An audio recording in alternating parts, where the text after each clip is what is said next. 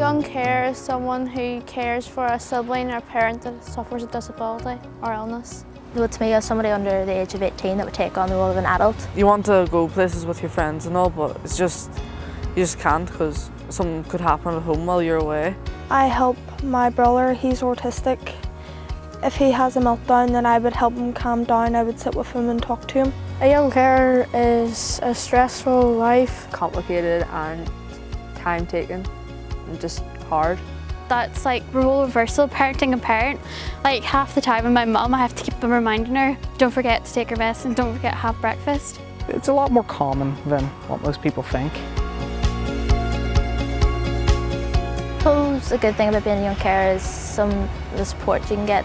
It can be really good, as in getting out and meeting other people like you and seeing that you're not alone in this. I feel like you learn how to do more things than you would. You learn how to cook and clean. You learn you're more mature, I think, because you have to deal with things that other people aren't dealing with. I can get to know my mum more and understand how she feels half the time. The good parts would be you come here for groups, which would help you socialise with other people and get a break from your house.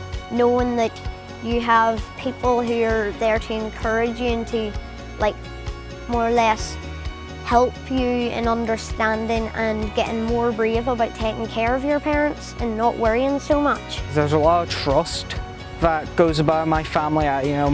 My mum and my dad and my sister, they put their trust in me to make sure that I do what needs to be done to make sure that they have a semi-normal life. Just that if you go out and you're with your brother and people ask you what's wrong with him, you can explain to people and give people a better insight of what it's like to not only look after someone who is autistic, but what it's like for him to be autistic. Things I deal with would be making sure that my sister gets dressed and that she gets her breakfast and she's all set to go to school, and then making sure my mummy gets her medication and make sure that she's up and fit and ready to start the day. It's probably just helping my mum try to get her tablets in her with a glass of water and helping myself as well. Well, before school I could deal with mum going to a coma or having a bad hypo, and she could be going to a coma, which is not really that good.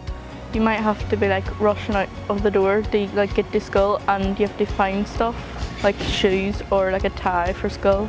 I know my dad, sometimes he gets a wee bit upset, in the morning he'll be a wee bit frustrated or something, and he gets kind of angry because he can't do stuff, I don't know. So I'm having to deal with him being in a mood, and then I'm going out and I'm upset or I'm in a mood.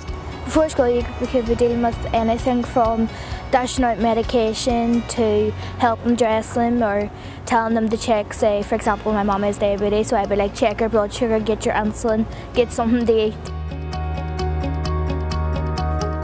Well, the teachers in my school, they're totally encouraging about the young carers and taking care of my mum. They understand what I'm going through. I talk to my form teacher because she gives me her time. Even in both schools that I went to, I don't think they knew that I had an autistic brother and I was caring for him. My form teacher is really good because if something did happen and I didn't get my homework done, I could go and tell him what happened, and he would tell the teacher that I have for that class that I haven't got my homework done for this reason, so I wouldn't have to say it in class. At the start, whenever I started being a carer, they didn't really realise that I was, and I sort of felt like I wasn't getting enough time to do my homework because I had to look after my family members at home. But whenever they found out that I was, they understood then the circumstances that I went through. If I'm not working just as well as I usually would, they'll notice that and they'll ask me, are you okay? Or they'll bring me into the office and they'll talk to me. So yeah, my school's really good, my teachers are really good. Teacher this year, Miss McLaughlin, she heard about what happened to my mum and she was asking me, is your mum all right and all. So were all the rest of the teachers, so they were. The teachers need to know about being a young carer is so much work. They get help with like people annoying you about it, but they don't really understand what like you're going through at home and then coming into school as well. I even have like one-to-one, like even like a group of young carers from the same school, just to like see what experiences that they have came across, and the teachers know where then of like what everyone's experiencing day to day. I feel like people hear the word young carer and they're not maybe thinking, oh, they're doing all this for their parents. They're maybe just thinking, oh, they're just being lazy and they're using it as an excuse or something.